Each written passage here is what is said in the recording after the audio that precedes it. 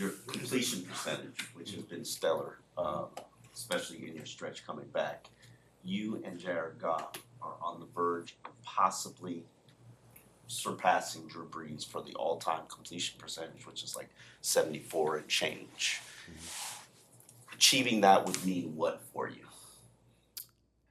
I mean, to surpass any record in the NFL, I think is accomplished in itself. You're talking about legends, Hall of Famers in the past that have played this game. You're talking about future legends, future Hall of Famers that are playing now in this game. That would mean a lot. But, I think for us, like right now, just trying to keep the main goal, and to find a win this Sunday and go on a run that we've been talking about in that locker room as a team, that would be a little more special than any other record, I would say. What do you think of C.J. Stroud now as you face him in the regular season for the first time? Yeah, I think he's been playing pretty well. I know there's been some hiccups, but for the most part, I think he's been able to bounce back. He's been able to, you see the mental fortitude that he takes and brings into his game. I got a lot of respect for his game. I've also been able to talk to him a little bit at the Pro Bowl last year. Very good guy, very humble, very competitive as well. That's what you like to see in a competitor. But yeah. Back to Omar's question, how do you stay focused on the task at hand amid all this noise about potentially breaking records? Well, I think the success that we found offensively, being able to distribute the ball to different guys, has allowed us to find success in the short game and then in the mid passing game as well. And that's basically what it entails as well, is just find a completion wherever it may be. But with all the statistics and whatnot, all we're trying to do is stay on the field, find ways to elongate our drive so that we can find ways to go down and put the ball in the end zone. So when you look at this Texans defense, from the pass rush all the way up to their secondary, what stands out on tape? I mean, they play really well, sound football. They get some depth in the back end, so they try to mitigate a lot of explosives. But you got to have your P's and Q's on point when you're dealing with a rush that they have. Very similar structure to the team that we just played, but they don't necessarily play the same way, if that makes sense. Well, if you had the chance to speak to Chief Tagovailoa, what do you think he would say to you today as far as you coming back from IR and just the stats that you've been able to produce? I don't know. I don't know if it would be like a motivational thing, or you gotta be better at this, or it could be like, I'm proud of you. I wouldn't know, but I do know that you wouldn't be satisfied with whatever's going on right now. That's for sure. Facing the Texans, what do you remember from seeing them, those joint practices last year, and how much can you take from that setting? Yeah, you can take a good amount. That's their defense structurally. They do things different, with their fronts and their backers. But you can definitely take what they've done in our joint practices and try to implement that, into some of the plays that we have. But it's also another thing to where, it's different with that, I feel like, versus game planning. And so we're going to have to see what their plan is defensively, normal down and distances, and then third down. On the touchdown to Tyreek on Sunday, I noticed you changed your launch point a little bit against that six-man pressure they sent you.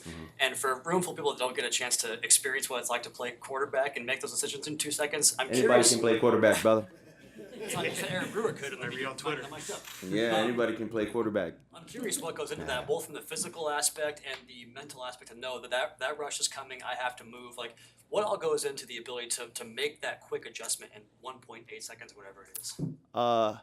Well, you kind of have a gauge if you're looking at film, you're watching film with gotta have it situations, what teams like to do. And, there's only so many gotta have it situations, that people have, and you see what they run.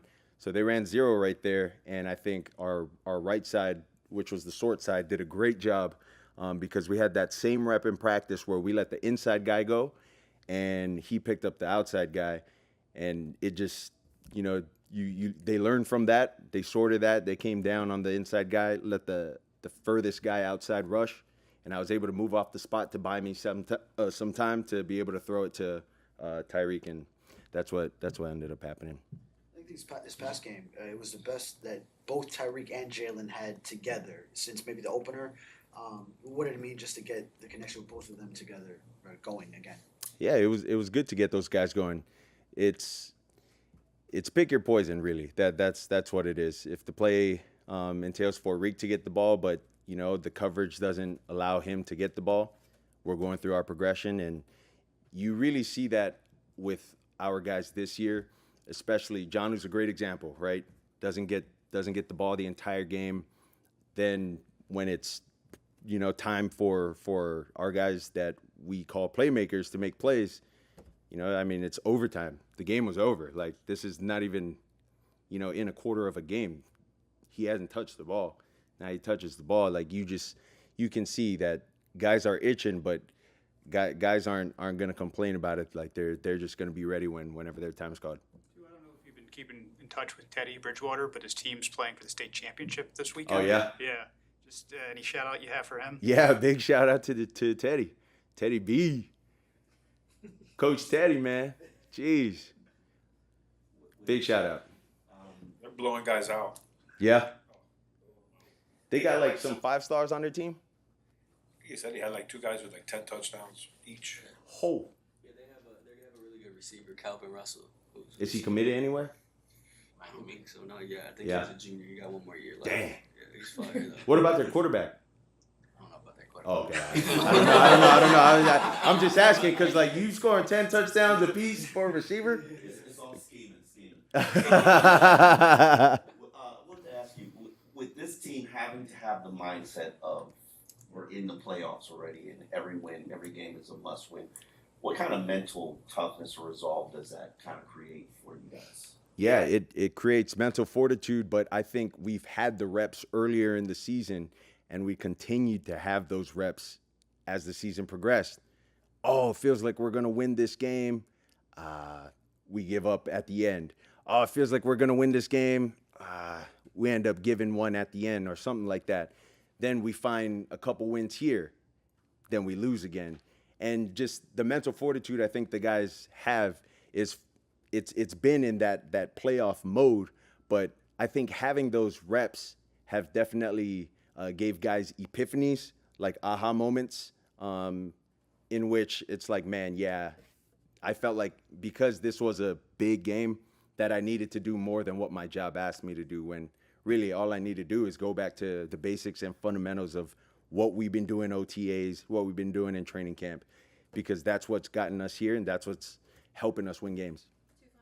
Tua, going back to on Sunday, I think Tyreek mentioned that he had run the wrong route or something like that, and you kind of made it known to him, hey, I need you to run it this way. How much value is there in knowing that your teammates are going to respond to your leadership and your correction in that way? Yeah, I think it tells you a lot about the relationship that we all have with each other, to be able to do that first and foremost. I think in any workplace that is very important to have. If you were to, yell at my man right here and y'all didn't have a good relationship, he'd look at you crazy. And so I think that's definitely what is the forefront in us being able to communicate that to each other. And that goes for everybody on the team.